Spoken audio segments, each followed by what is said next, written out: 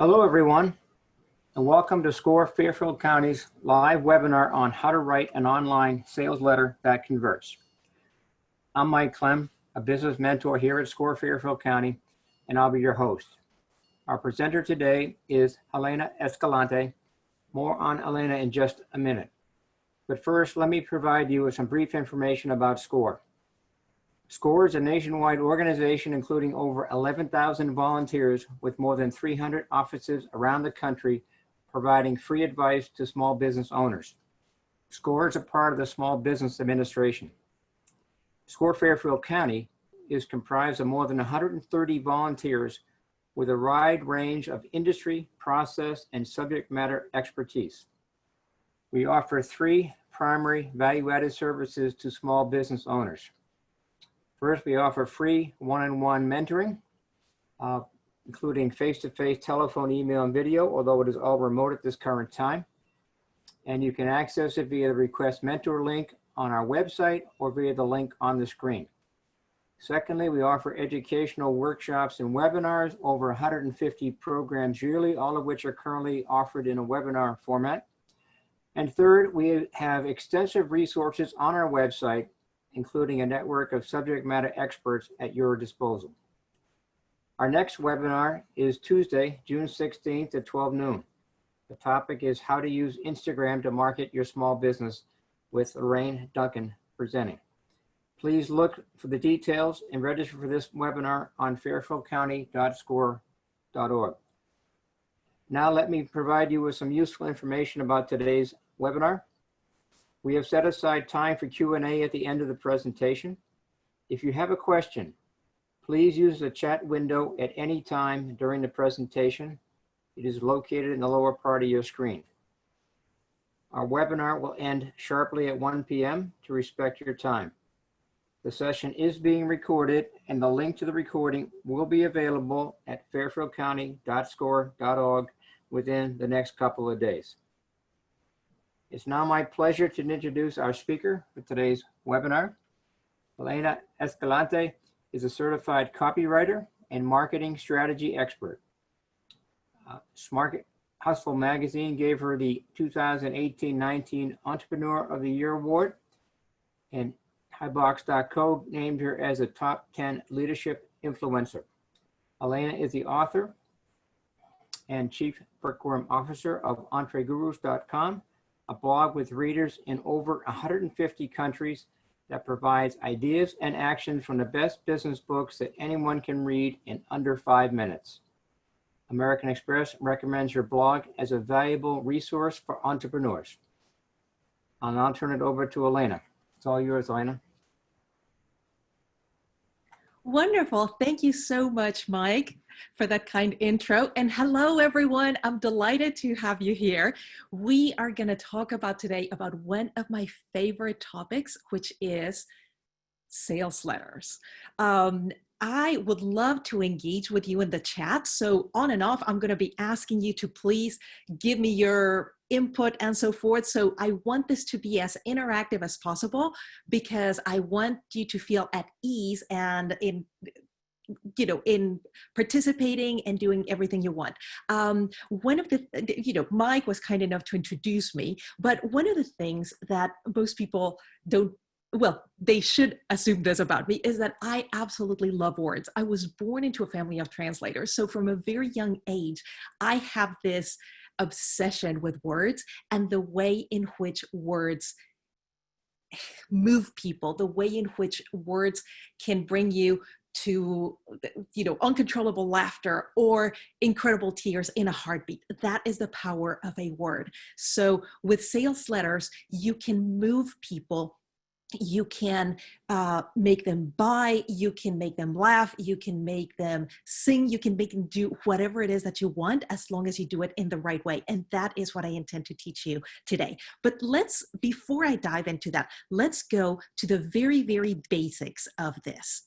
All right. So let me talk about a quick definition of copyright, which is sometimes what people think is and what is not copywriting. So can anybody tell me in the chat what copyright, the C with the circle is? and what copywriting is?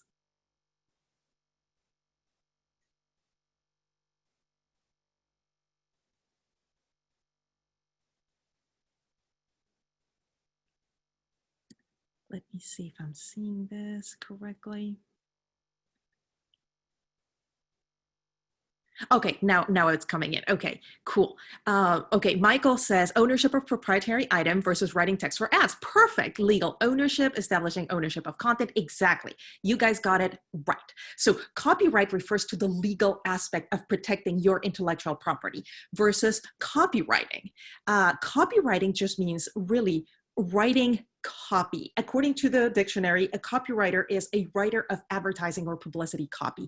Copy is the term used to refer to that promotional text or promotional writing that you do when you want to get people to take action on something. That is just the industry term. So I just wanted to make that very clear, but I'm delighted that you guys know all this. All right, so going back to what I was mentioning about how much I love words, if you ask me what I think about copy, I'd say that copy is everything.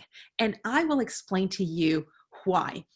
If you take the most beautiful website and strip it of all its bells and whistles and images, you will still have the words. And words, my friends, words sell. And one of the things that people tell me when I usually say copy is everything because words sell, people usually say, well, but what about that thing about, an image is worth 1,000 words or a picture is worth 1,000 words? Well, what I will say to that is an image can further compel. But without great copy, everything goes to hell. And I think I just created a little poem right there. But let me do a quick little test to prove to you what I'm saying. Okay, so take a look at this picture and write in the chat, what do you think this picture is selling?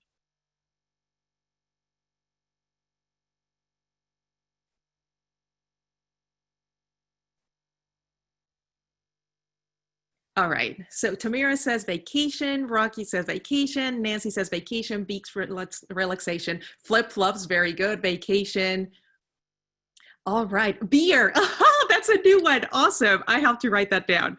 Beer, relaxation, relax. Okay, so let me share with you all the answers that I've gotten throughout the time for this. Flip-flops. All right, beach resort.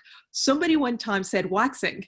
Somebody else said a dating site, swimming lessons, tattoos, meditation application, beach reading, tanning lotion, depression medication. And to this, I am going to add the beer that somebody else just said today. So as you can see, depending on your words is what you're selling, but then the picture can further accentuate whatever it is that you're selling. So that's how, in a nutshell, words and pictures work together. So today we're going to talk about sales pages, but I also want to make a quick distinction, again, going back to basics, as to the difference between a landing page and a sales page.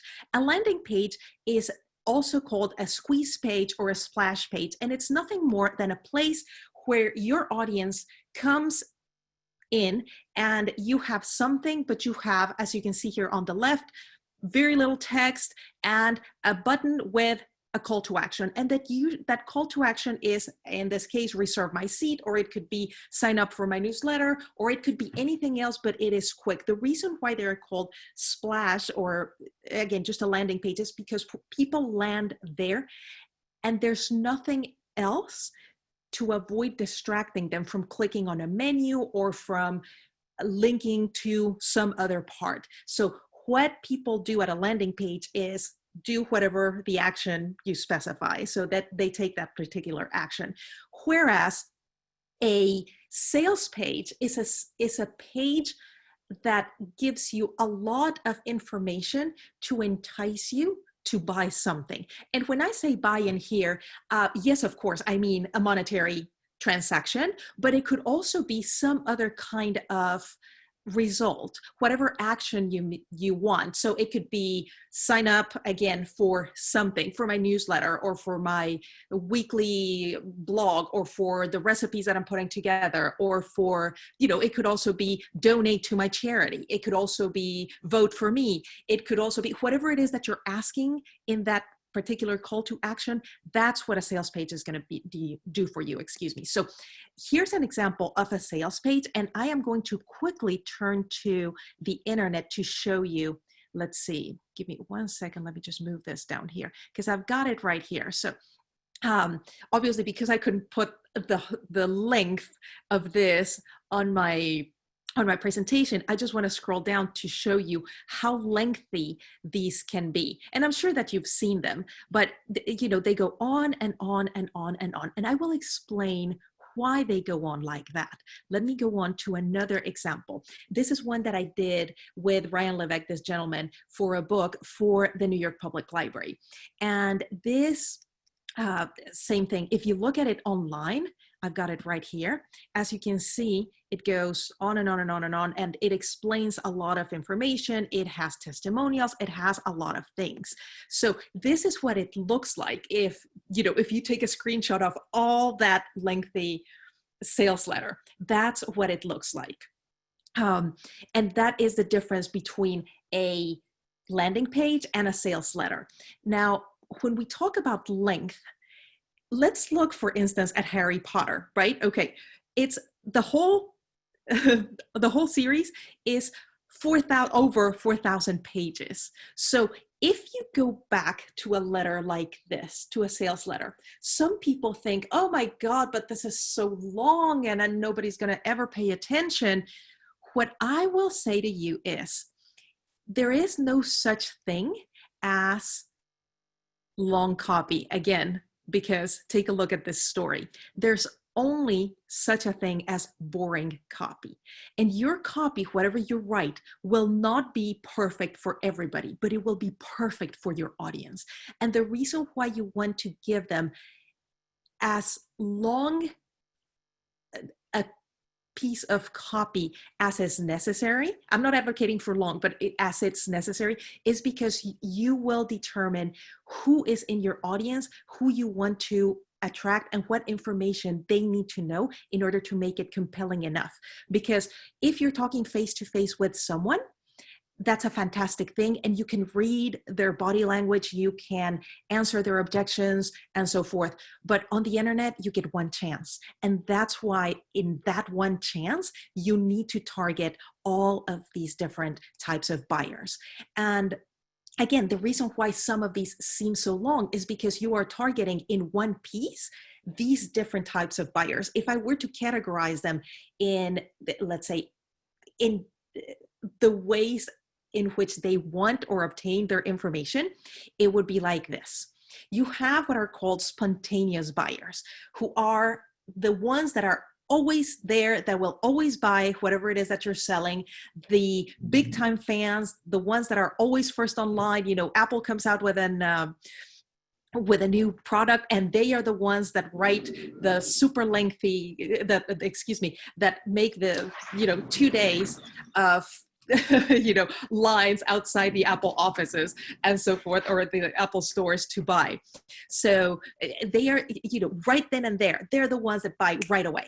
Okay, so the humanistic, those are the ones that need some sort of proof that somebody else has bought it. They are the ones that are looking for testimonials. They are the ones that need all this, let's say, reassurance that other people are saying that your product or your service really, really works. I have to apologize if you hear a little bit of noise in the background on my end. It's because my husband is doing his lunch. So if you hear a little bit of noise, that's what it is. So I'm sorry about that. Okay, so let's move on. The methodical buyers are the ones that consume a lot of information. Those are the ones that look at the reviews. Those are the ones that want all the information. Those are the ones that look for the stats on the product, whether it works or it doesn't. And then you have the competitive ones. And the way you compel them is by saying, well, we have only a little bit of time left. That's when they kick into action, because before they have other stuff to do. But once the deadline is approaching, they are so competitive that they will jump. So those are the 4 different types of buyers that are going to be, that you're going to be targeting with your sales letters. All right, so now with this piece of background, let's move on to the 15 key points that all of the sales pages should include. All right. Also, let me tell you that these 15 points are in this fantastic book, which is called How to Write Copy That Sells by Ray Edwards. Ray is a fabulous copywriter, and this book is a fantastic resource if you want to learn how to write copy, and really copy that is very, very effective. All right, so let's go with the first one. And this is called the pre-head, but also it's informally known as the eyebrow. Why is that? I have no clue, but I think it's because it appears at the very top. Let's look at an example. If I say, attention, professionals and entrepreneurs, what does this mean? It means that I am talking to you and I'm saying, hey, I am about to tell you something that I need your attention for. So if you fall under the realm of professionals and entrepreneurs, you belong here. And what I'm going to say is for you, and I need you to pay attention. So that's why whenever you have these, whether it could be a radio commercial, it could be TV, it could be something in writing, but if you have that, hey, this is for you, or, have you been injured in an accident? All of those are known as the pre-head because they come at the very top and they're designed to grab your attention. All right, so the next one is the headline. And we are all very familiar with headlines, but what I am going to say is that the headline has one and only one purpose. Can anybody tell me in the chat what that purpose is? Let's see.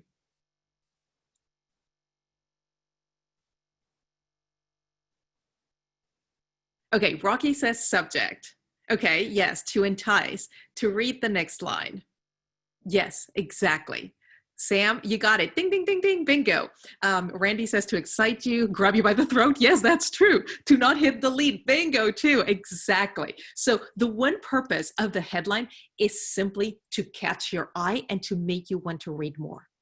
And if I were to say the purpose of copy as it is, and in this case, the sales letter, is for the headline to make you want to read the next line. And for that next line, the purpose is to then go ahead and make you want to read the next and the next and the next. And exactly as George was saying here, to not hit delete. Because if there's something there that doesn't quite jive with you, then you'll hit delete and then you'll move on, or you'll hit the back button and then you'll move on. So it is more important than ever to make sure that every single word and every single sentence is very compelling so that it entices our audience to move forward and read whatever it is that we want them to read, and to the point where they take the action that we want them to take. All right, so here's a lot of headlines. As you can see, I mean, they vary and it could be anything. One of the best ways in which you can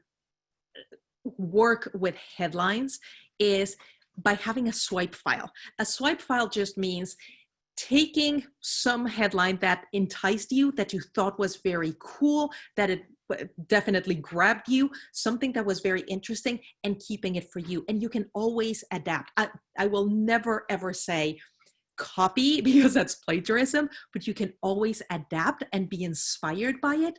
And once you turn it into something that works for you, then more power to you. If it attracted you in the beginning, it will very likely attract your audience as well, whatever it is that you're selling. So here is, as I've been showing, this is just, in print, but they also work very well, of course, on the internet. So in here, I have, let me just move my chat down here so that I can see. Okay. Here is a page that says, announcing a copywriting agency that will guarantee to deliver to deliver you more sales more often. Now, who doesn't want more sales more often, right? So this is very, very effective. Okay, so first was my husband. Now it's my dog drinking water. So anyway, as you can see, I've got a house full of family, and I just bring the human element to this. But anyway, so apologies for that. But anyway, let's move on. So we have our deck copy now, and our deck is this little piece that is right underneath the headline. In this case, I don't know how many of you remember this super old magazine ad. It was called Vision Breakthrough. And it says, when I put on the pair of glasses that I saw, what I saw, I could not believe, nor will you. So that is another point that grabs you by the throat, as somebody was saying over here, and it won't let you go. You want to read more. Now, as funny as this commercial was, or this product was back then with all these infomercials and so forth, it went on to sell millions and millions of dollars. So this is really very effective. And I want to show you, going back to what we were seeing on the internet, this example. So the deck in here will be this one. We'll get you better results, or we'll fix your copy until we do. So first it starts with, again, guaranteeing delivery of more sales more often, and we will get you better results than anybody else, or we'll continue to work until we do. Again, this is really compelling. Who doesn't want that, right? So with that, let's move on to the next one, because as you can see, every point builds on the other, on the other, on the other. So after we have our deck, we have what is called the lead.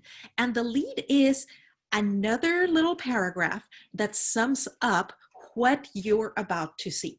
So in this case, for example, you have, let me move again these my controls over here so that I can see my screen. Okay, so here we go. So this is obviously a very old ad that I pulled, but I think it's very representative because, okay, you can see all the parts right here. So you have how to win friends and influence people. Okay, big time headline. Okay, then John D. Rockefeller Sr. once said, the ability to deal with people is as purchasable a commodity as sugar or coffee. And I will pay more for that ability than for any other under the sun. So that is your deck. But now let's look at your lead. And your lead says, wouldn't you suppose every college would conduct practical courses to develop this highest priced ability under the sun? To our knowledge, none has. How to develop that ability is the subject of Dale Carnegie's new book. Holy cow, now I want to read that book, right? Now who wants, I mean, of course, probably everybody in this call has read this book, but now if you saw this written, wouldn't you want to go and buy the book and read it? I would, definitely. So in here, going back to our nowadays example, so in here, you would have, after nearly 30 years of copywriting and over 400 million in sales, I've decided to assemble an A team chock full of my finest copywriting students, primed to get your results. So you've got, again, your headline that is saying, we guarantee to deliver you more sales more often. This one that says, we will work hard until you get those results. And then over here, it's further accentuating that we're going to get your results. So this makes it really almost irresistible to stop reading right there. You want to keep going. And then you enter into the body copy. What I have in here is an example of one of the most, it's certainly another very old example, but it's one of the most effective ads that ever ran in history. And look at that headline. They laughed when I sat down at the piano, but when I started to play, holy cow, then we want to know what happens, right? And one of the ways in which you walk people through your body copy is with nowadays, again, with emojis, with something that just pulls their attention. So you have subheads in here, for example. Is anyone actually going to buy this? And then you have an emoji. So little things that break the monotony of just text, of just, I should say, blocks and blocks of text. And there are different ways you can do that. So the first one is subheads. The beauty of the subheads is let's just call it the firefighter or the fire brigade effect. If we think of firefighters today, we think of, this example, somebody holding a hose and hosing down the fire. But in the old days, you had what was called the fire brigade. And the fire brigade was, if there was a fire, people would form a line and they would pass buckets from one another, from the nearest body of water to where the fire was. So it was bucket after bucket after bucket after bucket, and then back again. And the beauty of the subheads, when you have a lot of text, is precisely that they take your eyes in that same fashion, like the fire brigade. So from one to the next, to the next, to the next. And if it is written well, the subheads will tell you what this is about. So let me just walk you through this. They laughed at the piano. They laughed when I sat down at the piano, but when I started to play, and then your eye kind of naturally gravitates to the first one. Then I started to play. Now let's go to the second one, A Complete Triumph. The third one, How I Learned to Play Without a Teacher. The fourth one, Play an Instrument. The fifth one, Send for a Free Booklet and Demonstration Lesson. Isn't that cool? So by then, your eyes have scanned everything, and you will know whether you want to continue reading or not. Because what happens with, we have very short attention spans nowadays. So what we do is we scroll, we scan, we skim, and only if the headline catches us and these subheads catch our attention, will we go back up and really begin to read. So that's the beauty, and that is the job of these subheads. And somebody said here, some ads are just too busy to hold my attention, too salesy. That's a very good point, but I would say, Randy, maybe it's because you're not the right audience for that. Because that's exactly how it feels. A good ad or a good piece of copy should feel like they are reading your mind, like they understand you, like they know exactly what you're going through. If it feels salesy, you're very likely not the demo, I would say. And then Tamira said, please remind me of number 4 again. Oh, thank you, Mike.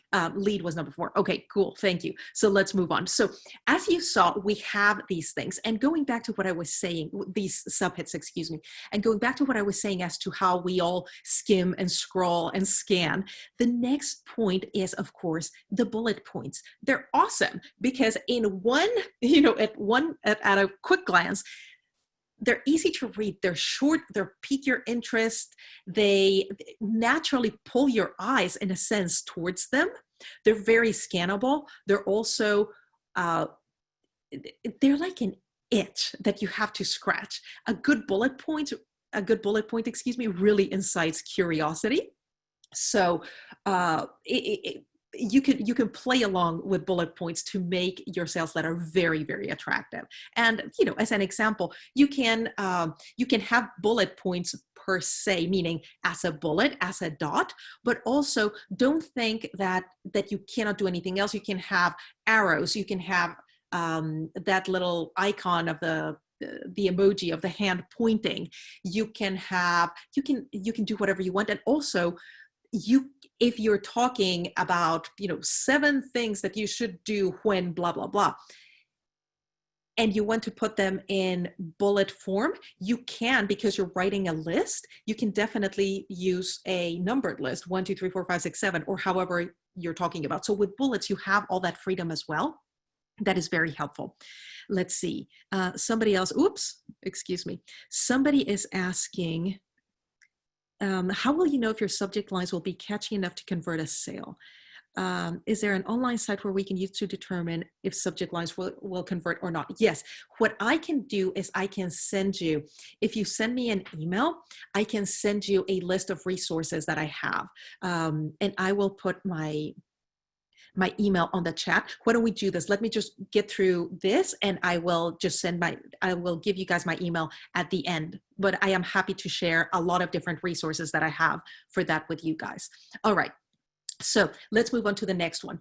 And this is all throughout the letter. It's very important that you establish rapport. And going back to what Randy was saying, that letter that sounded a little bit too salesy for you was because it didn't establish the adequate rapport with you.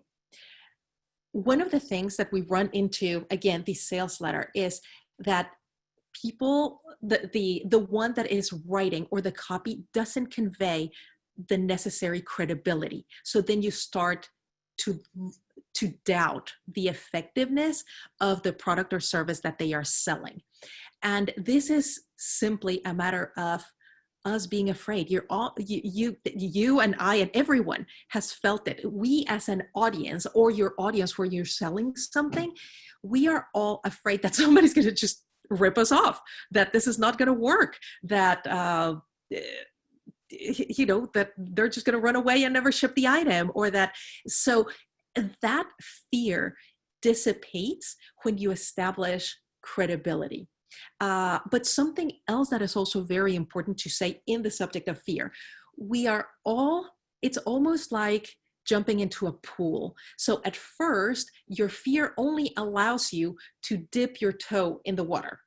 And then after you realize, oh, okay, nothing happened, and the water is neither, it is not freezing, then you probably can sit on the edge of the pool and put your feet in there or your legs. Oh, okay, cool. So then slowly but surely, you start getting into the water. And this is what happens also with your sales letter. Slowly but surely, you build the rapport and you build the interest to where at first it's that one little toe, and then it's one foot, then the other, then the legs. And then by the end, people are so immersed and wanting what you want that the natural next step is for them to buy. But you have to take them there. You cannot push them into the water, because you cannot push anybody into buying something. They will just go away. And that's the importance of establishing, again, this credibility and the rapport to make them feel that they are in the right place. Because ultimately, when people come to you, they have this hidden hope. Secretly, they hope that you will be able to give them the solution for their problem, or to give them whatever it is that they're looking for. So if you prove to them that your products, your services, whatever it is that you're giving them is going to be of value to them, you will have that credibility. They will like you. They will know you. They will get to trust you. And that's how they move forward with that. So how do you establish credibility? The easiest way is by answering, who am I? And why should you listen to me? Again, you have to, you could technically put those two questions in your letter or on your website and answer them. But, I would just say dress them up a little bit more. But just if you go back to basics, the way you establish it is, who am I and why should you listen to me? Because credibility is established by three different measures, if you may. So one is the experience. Okay, so you have walked that walk. You have now the credibility because you were able to do it. Or you have the authority, you have the credentials, you have the degrees, you have the position, you have whatever establishes you as an authority. And then the third one is you have the knowledge. You have read the book, you have gone through the course, you have just done it. I mean, experience and knowledge, sometimes they go together in that sense, but another type of knowledge is those folks, for instance, that are what is called learning out loud. So they are the folks that are acquiring the knowledge as they go and sharing. One probably of the most famous learning out louders is Tim Ferriss. I don't know if you guys are familiar with him. He's the guy that wrote the 4-Hour Work Week and many, many other books. But his claim to fame, among others, I admire and respect him enormously, but he started really by experimenting on himself. He made himself a human guinea pig for so many things. And that's how you acquire that knowledge, that then gives you the experience. And then if you add to that the authority, then you will be perfect, but you do not have to have all three. You can have one or the other or the other. But the important thing is that credibility, that's what you have to establish first, because that's what then leads to trustworthiness. And then only when you've established your credibility and people trust you, that's when you have earned their permission to recommend that they do something. And that recommendation is the influence, is the persuasion. And I do not mean influence or persuasion in a bad or pushy or salesy way. It's simply like when you're talking to a friend of yours and you just got something and you're telling your friend all excited about all this new product, you're certainly not pushing or manipulating. You're just telling your friend something that solved a problem for you, or that you really like. So that's how this is treated. That's what I mean by influence. That's how you share the word. That's how you move people to action, to whatever action, again, you're looking for them to do. All right. The next one is testimonials. Make sure that in your letter, you always include testimonials, because that is the best way, the best proof that your product and your service works as you say it does and delivers what you say it does.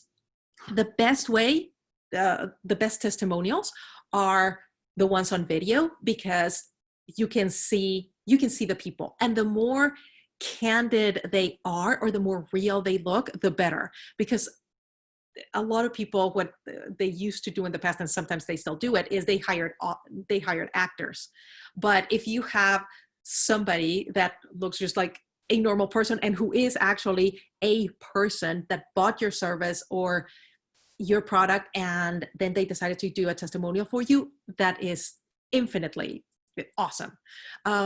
If you're going to have a photo of somebody there, if you don't have the video, if you have a photo, that is cool. But also it's better if you have a candid photo as opposed to a studio photo, except of course in the case of somebody who is, say, an established celebrity or something, when they of course want their best possible picture.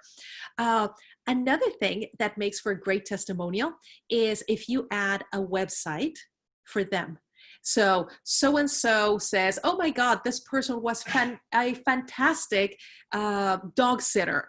I love them. And speaking of dogs, excuse me, my dog just coughed.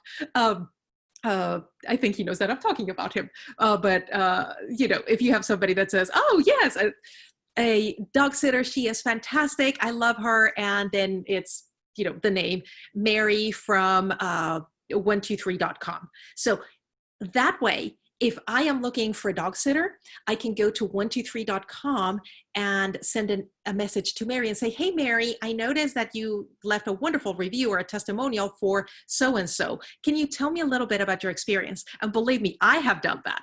So that is very, very helpful when you're talking about testimonials, because then people who want to do their research, like I did, will definitely know that you are for real. All right.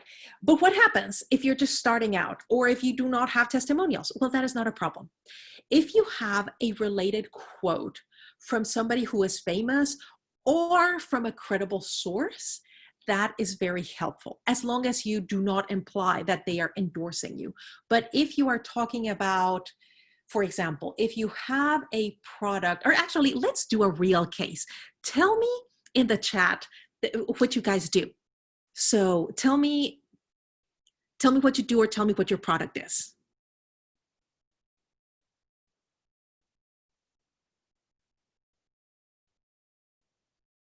Okay, B2B video producer, health and wellness occupational therapist using nutraceuticals. Okay, so nutrition consultant with management, handmade jewelry, lawn landscaping, career and executive coach, professional organizer. Okay, cool. So for example, for the nutraceuticals, let me grab that. So if you have a product that you say, this will help you diminish the symptoms of your cold during cold season.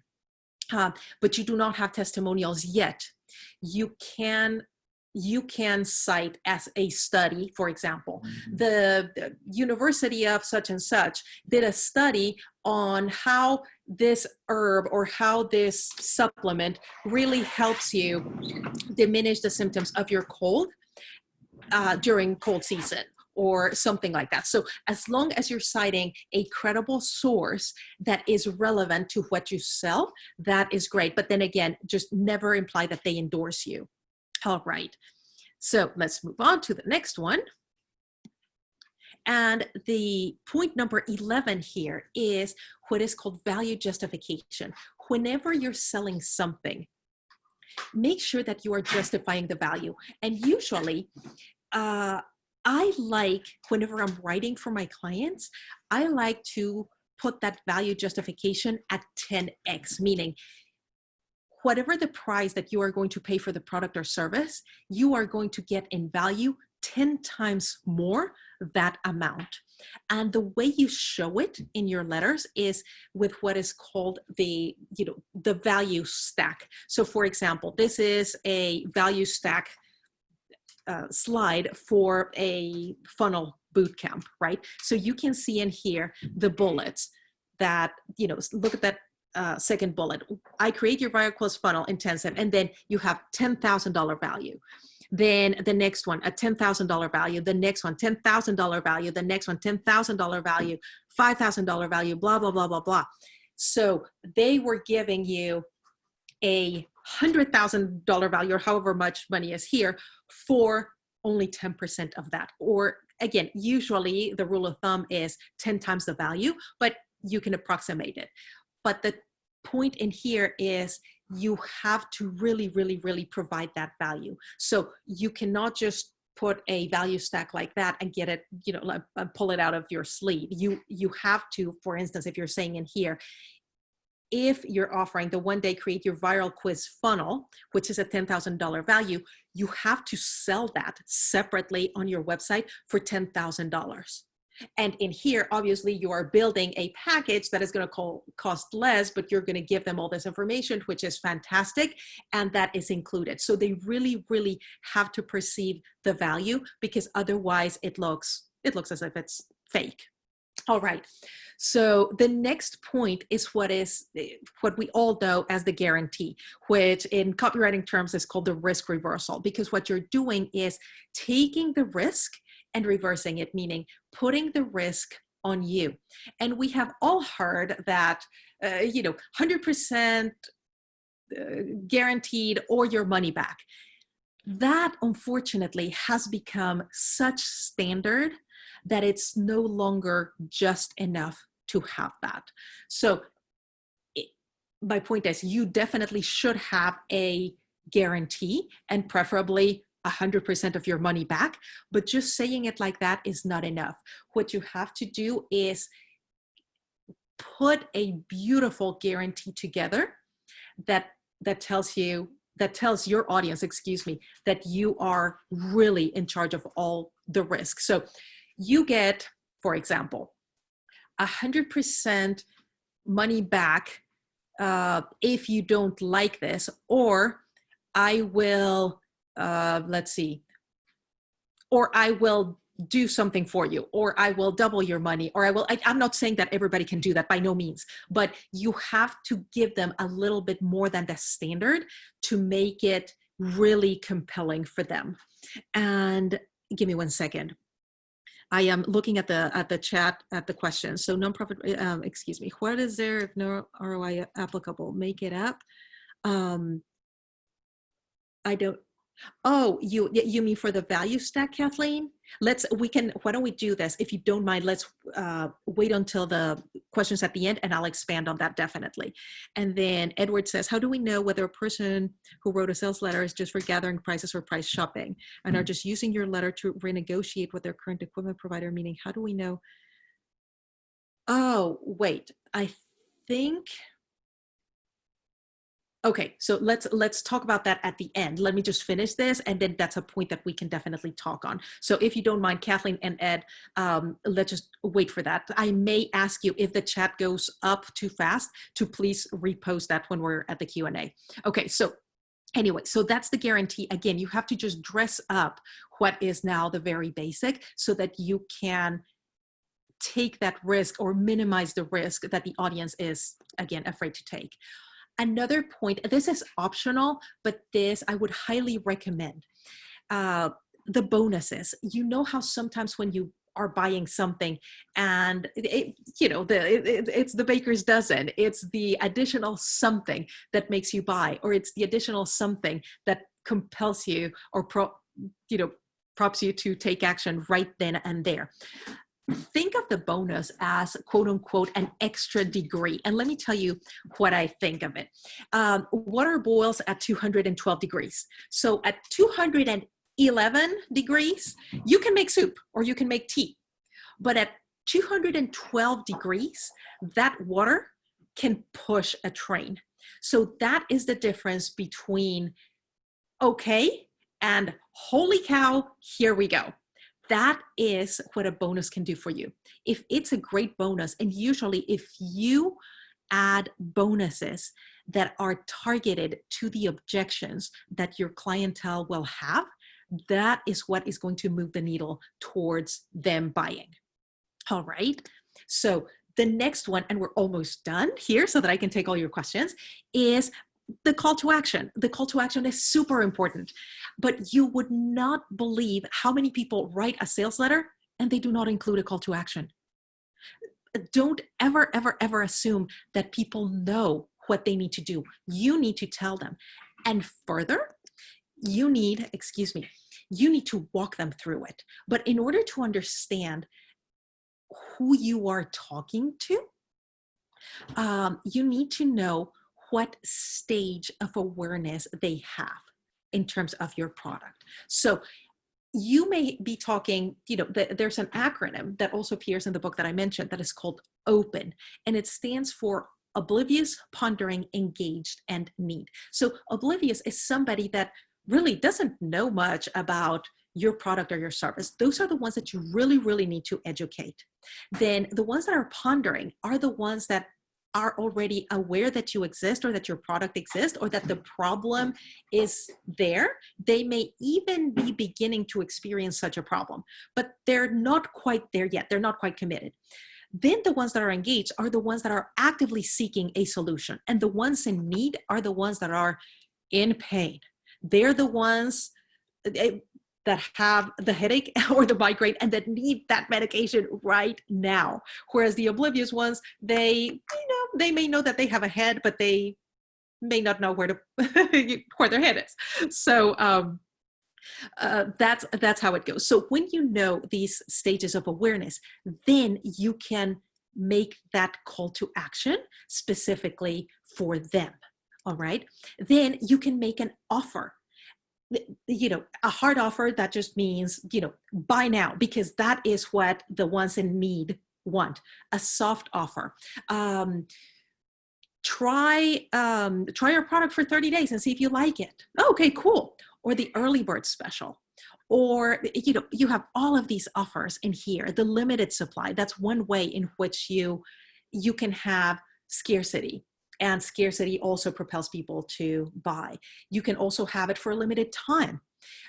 One offer that is incredibly successful is the application, because that means that you need to submit an application, not just because you have the money, you are okay to buy whatever it is that I offer. It's a course or it's something else. You have to apply, and I have to make sure that you are a good fit for whatever it is that I'm offering. And that makes people want to be there. And it makes them want to be there more and more simply because of the application. Or you can also give them a payment plan, or you can give them a one-time offer. So it depends on who your audience is, again, the offer that you are going to make to them. And then, let's see. Oh, my cursor just froze. Holy cow. Okay, no, here we go. And then the last one, which is also optional, but it's really, really very good. It's the PS. Because when you have, again, a long or as long as needed letter, sometimes, again, we start looking at the headline, then we look at the subheads, we scan, we may stop, read the bullets, and then we usually scroll to the end because we want to know how much it costs and what is it all about. And usually the PS is really good for summarizing that. So at the very end, you will have a PS that, again, just is basically your sales letter in a nutshell. That's what the PS is good for. Let's see, I think something else just came here. Okay, no, we're good on the chat. And then let me summarize for you these key points really, really quick. So you have your pre-head, your headline, your deck, your lead, your body, your subheads, you're building rapport all the time. You have your bullet points as well, your credibility, testimonials, value justification, risk reversal, your bonus, your call to action, and the PS.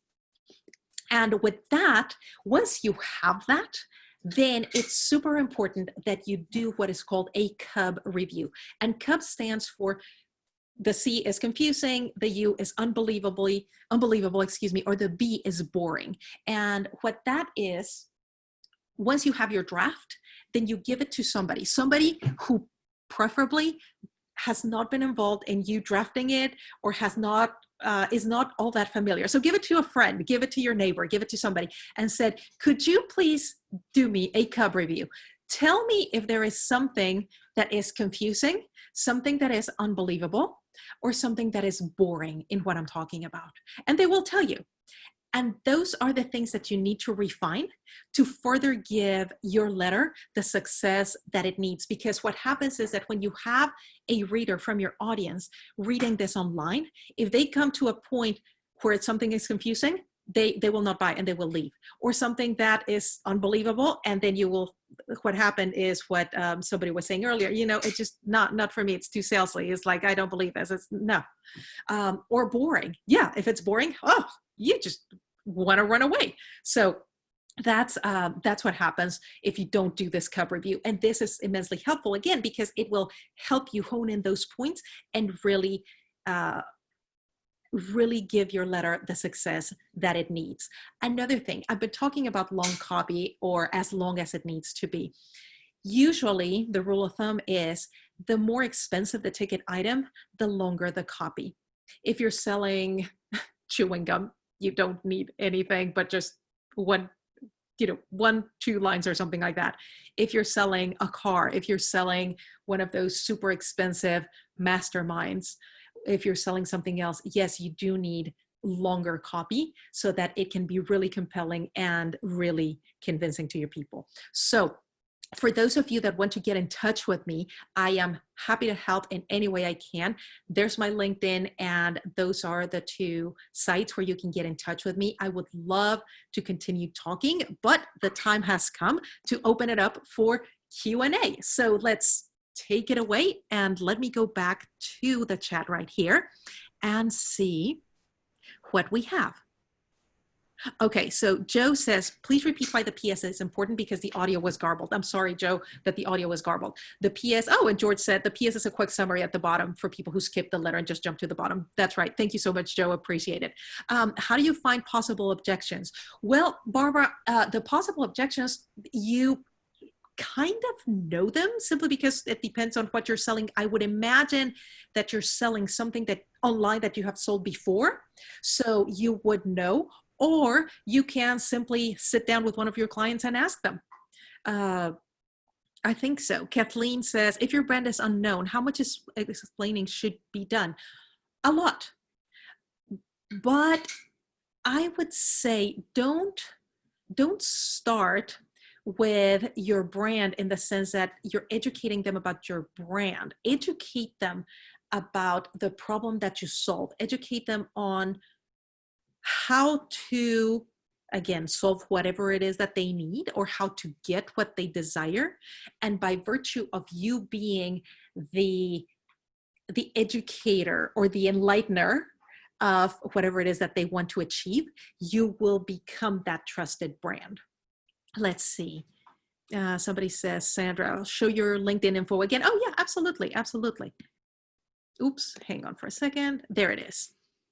Of course. And then, okay, in a second, somebody, Lauren, can you please put up the slide that summarizes all 15 steps? Yes, happy to do that. And contact info. So let me go back. Whoops, hang on for a second. Go back right here. So here are the key points so that you can take a screenshot. I'm happy to do that. George says, if your audience is mixed, with some people being very familiar with the brand and products, with others being very new to the brand. So that's a great point. So if you have, again, in the scale of awareness, you have everybody from open, pondering, engage, and somebody who is in need. So you will include information throughout that addresses everyone in there. So I would say, don't start again with the product. If people are not familiar with the product, start with the benefits. Start ultimately, because what you want to sell, this is a very important insight. What you're always selling is the transformation. You're not selling a drill. You're selling not even the hole in the wall. What you're selling is the ability to hang the picture of the family vacation that will bring memories to to people. So sell the transformation. Sell. Do you remember that? What was it? The PX90, I think, that super famous workout set of CDs and so forth. So yes, ultimately what you got in the mail was, I don't know, the CDs and the food planning, the workbook and the blah, blah, blah, blah, blah. But what you were ultimately buying was not that. What you were ultimately buying was a new body, a body that you can take to the beach in a bikini, a body that you could be proud of. That's what you were buying. So you were buying the transformation, not necessarily the product. And that's what you should start with and always sell. And then from there, walk backwards to educate your audience on how they can attain that. Let's see. Okay, so contact info goes up here again. Let's see. And there were two. Let me see if I can find them in the chat. If not, I remember that there were a few questions that we said, let's leave them to the end. So I just have time for a few more. So if you don't mind, just add them here so that I can grab those questions again, please. Let's see. How do we know? Ed is saying, how do you know whether the person we wrote a sales letter is a serious buyer, price shopper, or wasting our time? That's hard because you don't know what their intention is. Sometimes you can discern it, but what I would say is put, for lack of a better term, checks and balances. Put little steps along the way that will deter the tire kickers. So, for example, you can say, I don't know what you sell, Ed, but let's just say that you sell a $5,000 course. And people may want to, those who are price shopping will very likely want to know how much it costs. So you can say somewhere along the way is this will be a substantial investment.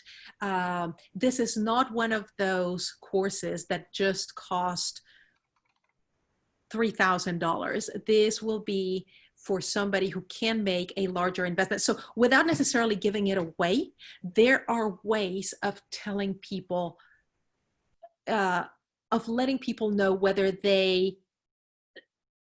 let's say, whether they should self-select to go ahead and buy your product or not, or just drop off. That's how we do it. Oh, Mike, thank you so much for adding my contact information right there. Perfect. Let's see. So Joe, how absolutely necessary is a money back guarantee? What are other kinds of risk reversals that work besides money back guarantee? There are a lot. So without necessarily, because there are times indeed where you do not have a money back guarantee. So on a, let's say on coaching or something like that, what you can do is offer a, depending of course on each person, and I am just going to make this up of course for the sake of this, but you can have something that says, well, if this doesn't work, what I can guarantee is that we will, if you do the work and if you show me that you did all the work and all the exercises, I will spend half a morning with you making sure that we put a strategy forward for you to get to your goals or something like that. There are a lot of different ways in which you can take away the pain of the product not working for them, and can further compel them to buy because they know that there will be a net, on the bottom. All right. So it says, can you send you an example of a sales letter we put together and get your feedback, or how would you rewrite it to convert a sale? Yes, I usually do what are called copy critiques, where I tell you the things that I would change, how I would change them, and so forth. So I will be very happy to do that. And having said that, I just want to say thank you so much to all of you. We are out of time, and I just want to give the mic back, the floor back to Mike. So thank you, everyone, and I look forward to hearing from you. Thank you again. Oh, great. Thank you very much, Elena. That was excellent. Thank you so much for all that great information. Thank you everybody from the chat box for all your participation. As a reminder, recording of this webinar will be available in a couple of days on fairfieldcounty.score.org. Our next webinar is next Tuesday, June 16th at noon. How to use Instagram to market your small business, with Lorraine Duncan presenting. You can register for this webinar on our website. And again, SCORE offers free individual counseling, so please use the link on the screen or visit our website and click Request a Mentor. Elena, any quick final words before we wrap up here today? Yes, thank you. I see a few people that are saying, how do you adapt these letters for luxury clients or for something else? I will be happy to sit down with you or chat over Zoom and help you. Feel free to contact me. You have my information, and I am happy to sit one-on-one, because obviously everybody has a different case. So I'm happy to do that.